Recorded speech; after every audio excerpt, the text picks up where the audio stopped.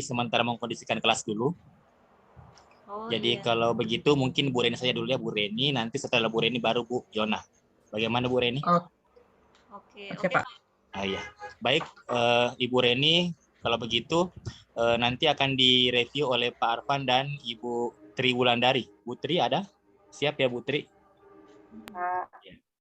Baik, untuk kesempatan selanjutnya, kalau begitu kita dengarkan dulu, kita saksikan dulu peer teaching dari Ibu Reni Royka dan akan direview oleh Pak Arfan dan Ibu Tri. Ya, kami silakan Ibu Reni. Ya, sebentar Pak.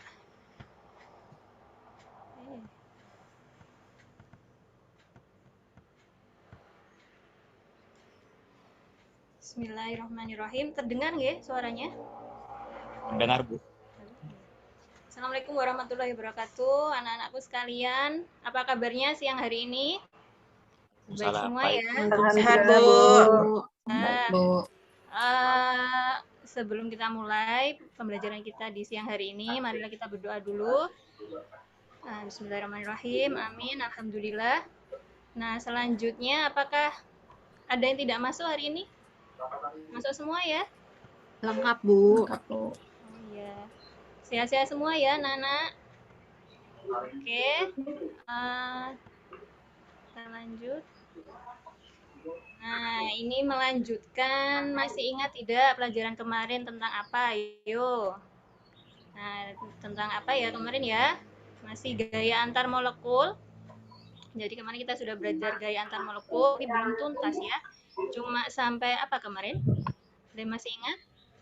Nah, tuh ada gaya dipol-dipol, ada gaya London.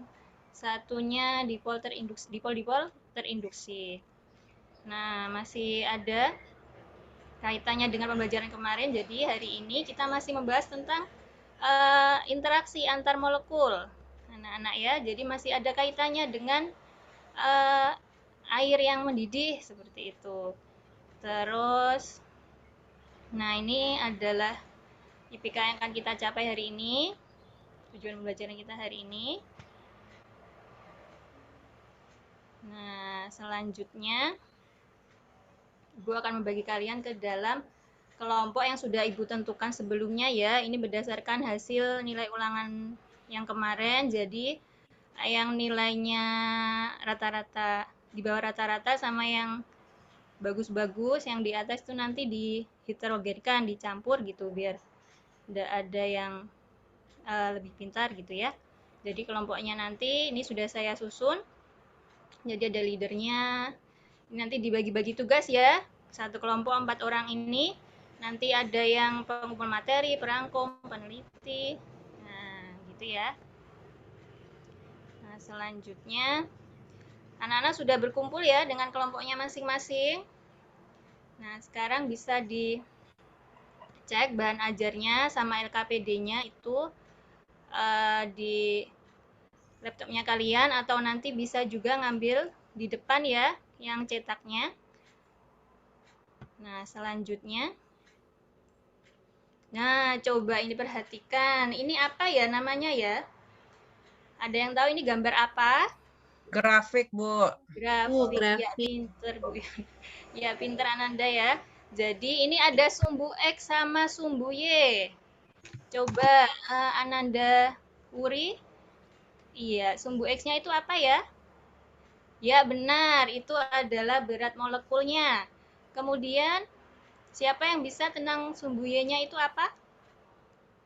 Ya, sumbu Y-nya itu temperatur ya. Suhu atau temperatur. Nah, itu kaitannya gimana ya?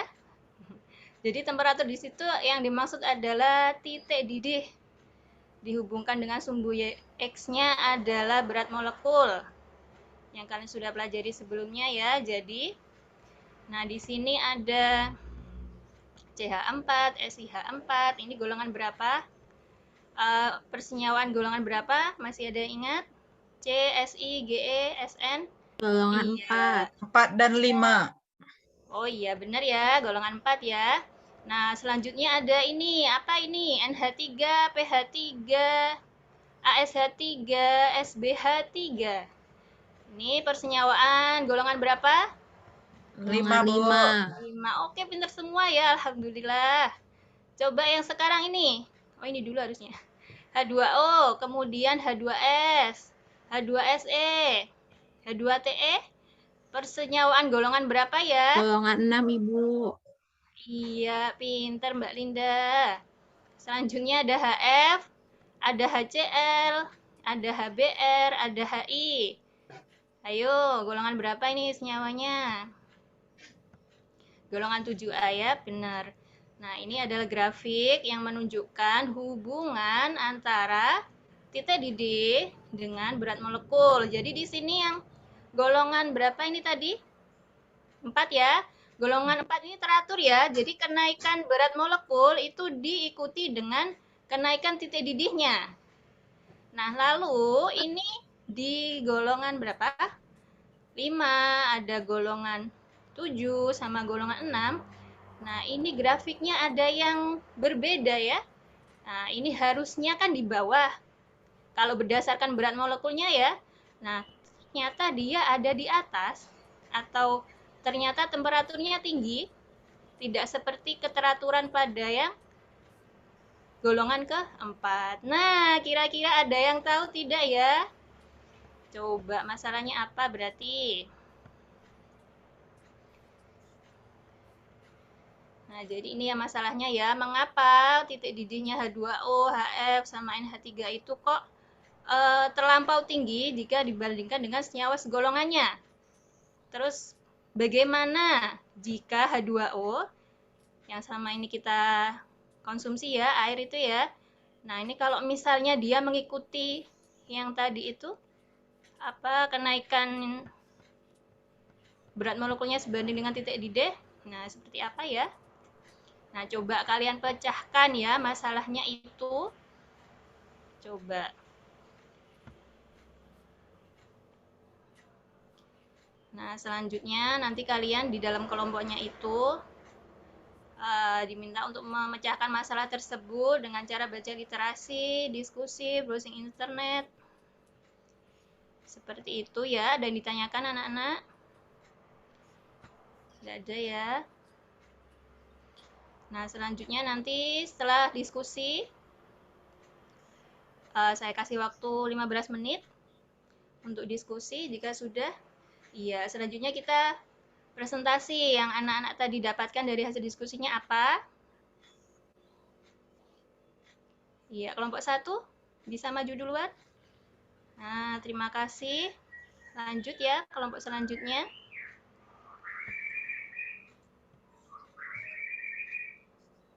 Nah, alhamdulillah kita sudah sampai selesai presentasi kita. Nah, dari hasil diskusi kalian tadi, apakah ada kendala yang dihadapi atau mungkin masalah-masalah atau mungkin ada literasi yang kalian dapatkan tidak sesuai antara yang satu dengan yang lain?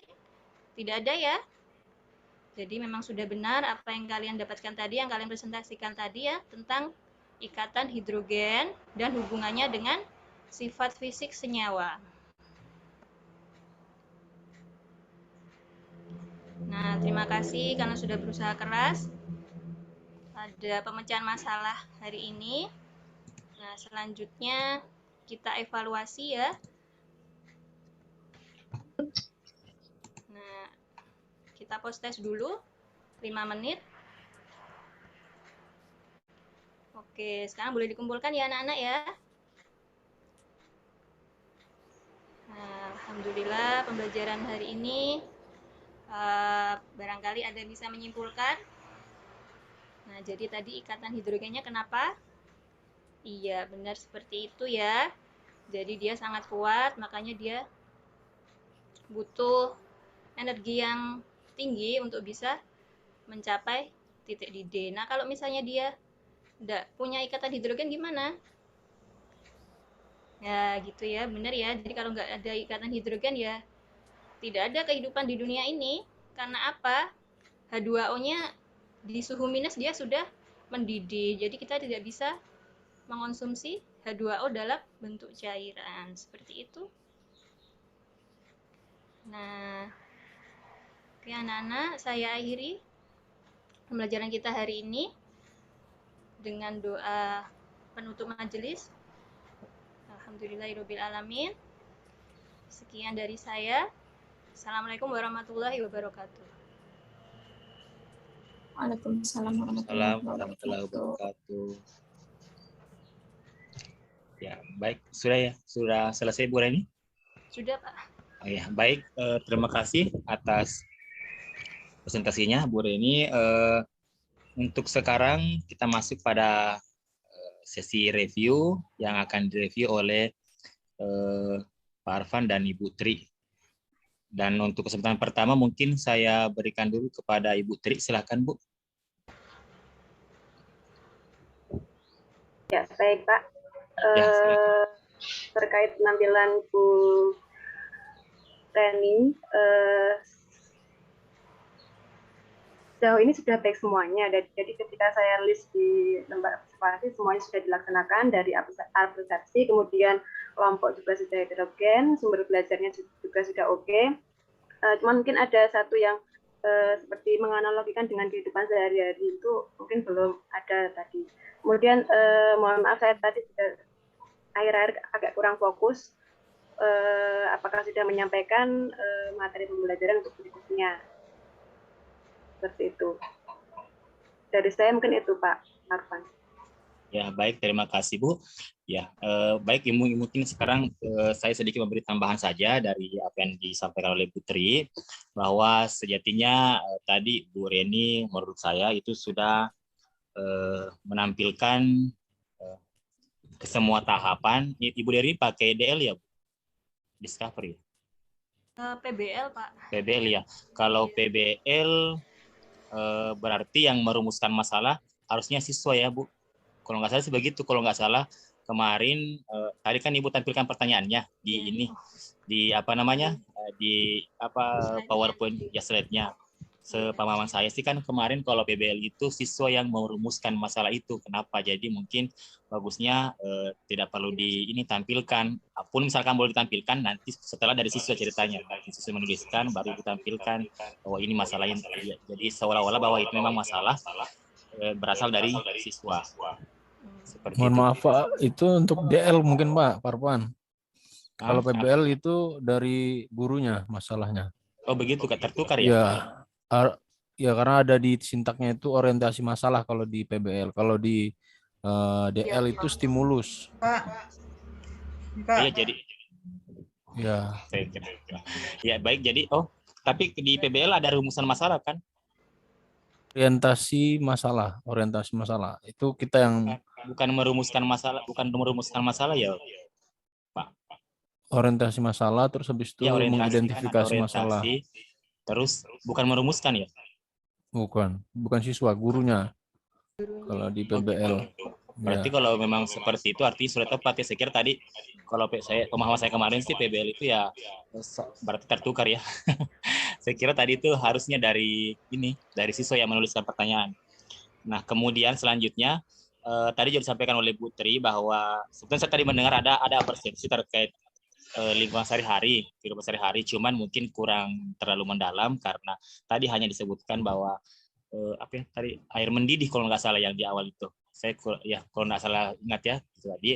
Terus mungkin tadi yang luput juga yang sering disampaikan oleh Pak Anwar mengenai evaluasi di akhir dan ini program remedi. Mungkin itu selalu ditekankan juga tadi bahwa usahakan semuanya setiap tahapan itu tuntas diberikan dalam satu pertemuan. Ya mungkin cukup sekian dari saya Bu Reni. Jadi hanya sekedar tambahan tadi bahwa pada dasarnya Bu Reni sudah melakukan semua aktivitas dari tahapan model pembelajaran yang dilakukan. Ya baiklah untuk sekarang mungkin kita mendengarkan arahan dan masukan dari Pak Anwar selaku dosen pendamping hari ini. Silakan Pak.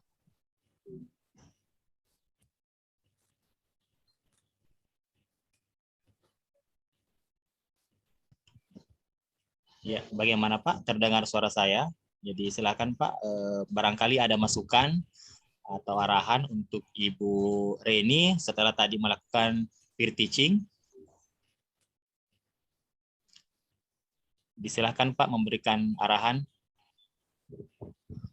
Atau mungkin mengawali arahan dari dosen maupun guru pamong. Mungkin kesempatan pertama kita dengarkan dulu arahan dari Ibu Agustinawati, berhubung beliau sudah bergabung bersama kami di sini. Ya, silakan Bu Agus diberikan arahan atau masukan kepada Ibu Reni, tadi sudah melakukan free teaching. Baik. Iya, terima kasih banyak Pak Arfan. Ya. Sorry. Oke, silakan Pak. Iya Pak.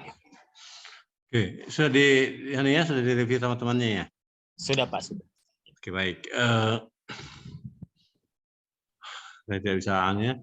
Ibu Agustina mungkin ya, dimintai dulu. Ya. Silakan. Ya, Pak. Ya, silakan Ibu. Ya, Assalamualaikum warahmatullahi wabarakatuh. Waalaikumsalam warahmatullahi wabarakatuh. Masih seperti masukan buat Bapak Ibu semua, karena pembelajaran yang kita lakukan itu selalu masih seperti yang selalu diingatkan Ibu dosen pembimbing semua, bahwa kita masih selalu berada pada teacher center. Iya, jadi pembelajaran yang dilakukan itu menggunakan model yang sama, cuma kita memberikan tindakan yang boleh jadi tindakannya agak ada beberapa jenis, tetapi tetap satu modelnya. Bapak Ibu seperti itu ya. Misalnya modelnya tetap PBL, problem based learning. Gitu. Nah, jadi sudah ini cuma itu Ibu siapa tadi Pak Arfan? Ibu Reni, Bu. Ibu Reni. Iya. Ibu Reni, maaf Bu, kelas berapa Bu anunya? Kelas 10. Kelas 10 di kelas 10 tapi masih ke-13 Bu ya. Iya, K13. Oh iya. Masih. Iya. Jadi kalau kita di kelas 10 seringkali kita pembahasan kita pada dasar-dasarnya, tetapi itu menjadi konsep dasar buat siswa peserta didik kita, bahwa mereka akan melanjutkan ke jenjang yang lebih tinggi, sehingga sangat-sangat diharapkan dasarnya siswa kita ini bagus. Dan satu ajakan yang paling penting Bu Reni untuk Bapak Ibu semua juga yang ada di kelas 10, bahwa saya selalu mengingatkan jangan sampai siswa kita ini mendengar kata kimia itu mereka menjadi takut. Iya, jadi mereka selalu berpikir bahwa kalau kimia itu erat kaitannya dengan bom atom apa semua. Ini yang selalu kita ajak siswa kita untuk bisa menyenangi belajar kimia dan tidak menjadikan belajar kimia sebagai momok. Dan itu modal kita, salah satu modal kita Bapak Ibu. Karena IKM nanti, kalau kita masuk di IKM, ini kadang-kadang memang merdeka belajar, tetapi dia kan lebih student center nantinya Ibu. Jadi kadang-kadang tergantung pilihannya anak-anak. Ya, jadi kalau dari awal kita selalu memberi kesan bahwa belajar kimia itu tidak susah dan tidak menjadi momok buat mereka, makanya kelak nanti mereka akan memberikan pilihan pada belajar kimia sebagai. Jadi nanti kalau kita terbiasa, meskipun di K13 ini kita terbiasa mengajak siswa kita untuk menyenangi kimia dan menjadikan sebagai belajar kimia sebagai pembelajaran yang sangat menyenangkan, maka itu menjadi modal penting buat kita semua guru kimia, seperti itu. Jadi itu saja masukan saya Pak Arfan, Pak Anwar, bahwa saya cuma selalu mengingatkan adik-adik supaya belajar kimia itu menjadi pembelajaran yang menarik dan menjadi hal yang penting buat kita, buat mereka, supaya minat dan keinginan untuk memilih belajar kimia itu menjadi sebuah pilihan yang baik. Gitu. Seperti itu Pak Arfan. Terima kasih. Baik Bu, terima kasih atas arahan dan masukannya. Sekarang mungkin mari kita dengarkan arahan dan masukan dari Bapak Muhammad Anwar selaku dosen hari ini. Silakan Pak memberikan masukan kepada Ibu Reni terkait tadi. Saya bilang, maaf Pak, nanti saya kedua juga tidak lihat anunya, jadi iya, saya nanti insya Allah ketiga saya ikuti ya. Oh ya, baik Pak. Ya, terima kasih banyak Pak.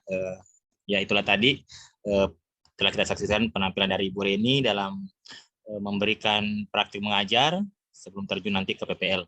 Ya, terima kasih Bu Reni. Tadi mungkin sudah didengarkan reviewnya, nanti mungkin teman-teman yang mereview hari ini mohon sekali lagi agar kiranya nanti mengisi lembar reviewnya itu, kemudian dikirim ke teman yang ingin mengupload nanti.